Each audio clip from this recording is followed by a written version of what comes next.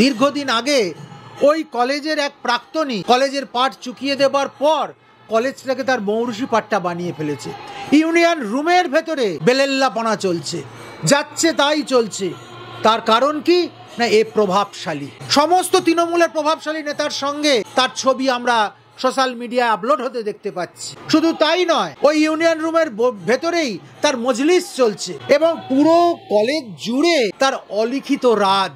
এরকম প্রত্যেকটা কলেজ এই যে তাণ্ডব, এই যে অন্যায়ের বেসাতি, এই যে ঘুঘুর ভাষা, এগুলোকে ভাঙতে না পারলে যে অন্যায় চলছে এই অন্যায়কে ঠেকানো যাবে না। আরো হাজারে হাজারে নারীকে প্রস্তুত থাকতে হবে এই লোভ লালসাপূর্ণ, এই জঘন্য হৃদয়ংসাপূর্ণ এই দলটার যুবকদের কাছে, এই দলটার সমর্থকদের কাছে ধর্ষিতা হবার জন্য। শুভবুদ্ধি সম্পন্ন প্রতিটি মানুষের কাছে আমি করজোরে প্রার্থনা করছি, হয় আমরা এখন এক হয়ে এই অন্যায়ের বেসাতিকে রুখে দিন, নচেত আপনার ঘরের মা বোনেরাও কিন্তু নিরাপদ নয়।